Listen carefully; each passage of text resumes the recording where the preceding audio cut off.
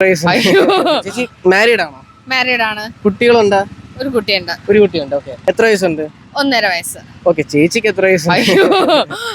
എനിക്ക് 31 കഴിഞ്ഞു. ഈ ഒരു ജനറേഷൻ ഫുൾ ആഗ്രഹിക്കുന്ന, സെറ്റിൽ ആവാൻ ആഗ്രഹിക്കുന്ന വയസ്സാണ് 30 വയസ്സ്. ചേച്ചിയുടെ കാര്യത്തിൽ മാറ്റമൊന്നും ഇല്ലെന്ന് തോന്നുന്നു. മാറ്റമൊന്നുമില്ല.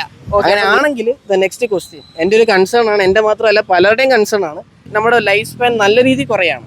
ഓൾമോസ്റ്റ് ഒരു 50 വയസ്സിൽ ചേച്ചിയുടെ മൂത്താക്ക് എത്ര വയസ്സാണ്? അയാൾക്കൊരു 30 വയസ്സാണ്. അല്ല 20. 2-3 പിള്ളേരുണ്ടെങ്കിൽ എങ്ങനെ പോയാലും ഏറ്റവും ഇളയാൾക്ക് ഒരു 14-15 വയസ്സേ കാണത്തുള്ളൂ. അപ്പൊ ആ ഒരു ഏജില് അവർക്ക് സ്വന്തമായിട്ട് സർവൈവ് ചെയ്യാൻ പറ്റുന്ന ഒരു സിറ്റുവേഷൻ ആയിരിക്കത്തില്ല. അത് നമുക്ക് ഇപ്പോഴേ പ്ലാൻ ചെയ്യാം. ഈ ഒരു ജനറേഷനിലും ഇങ്ങനെ ചിന്തിക്കുന്ന, ഇങ്ങനെ പ്രിക്കോഷൻ എടുത്ത ഒരു പാരന്റിനെ കാണാൻ സാധിച്ചതിൽ ഐ എം വെരി ഹാപ്പി. പെട്ടെന്നൊന്ന് ബ്രീഫാക്കി പെട്ടെന്നൊന്ന് പറഞ്ഞേ.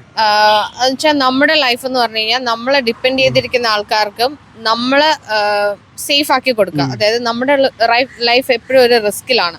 ആ റിസ്ക് നമ്മൾ ഒരാളിലോട്ട് കൺവേർട്ട് ചെയ്യുന്നതാണ് ലൈഫ് ഇൻഷുറൻസ് എന്ന് പറയുന്നത്. ഞങ്ങള് ലൈഫ് ഇൻഷുറൻസ് കവേർഡ് ആണ്.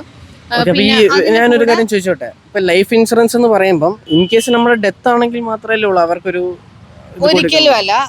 ലൈഫ് ഇൻഷുറൻസ് അത് ഒത്തിരി ആൾക്കാർക്ക് അറിഞ്ഞുകൂടാത്ത കാര്യമാണ്. ഡിസബിലിറ്റി ഉൾപ്പെടെ എല്ലാം കവർ ചെയ്യുന്ന ഇൻഷുറൻസ് ആണ്. ഇൻവെസ്റ്റ്മെന്റ് പ്ലസ് സേവിങ്സ് ആണ് പ്ലാൻ ഉള്ളത്.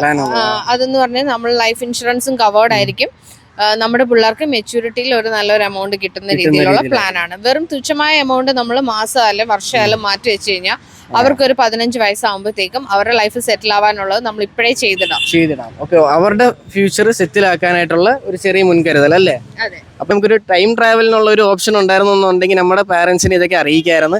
പക്ഷേ നാളെ നിങ്ങളുടെ കുട്ടികൾ ഇത് കണക്ക് പറയാതിരിക്കണമെങ്കിൽ, ഞാൻ പറഞ്ഞ കണക്ക് പറയാതിരിക്കണമെങ്കിൽ ഇപ്പോഴേ അവർക്ക് വേണ്ടുന്ന ഇൻവെസ്റ്റ്മെന്റും ഇൻഷുറൻസും നമുക്ക് ചെയ്തിടാം.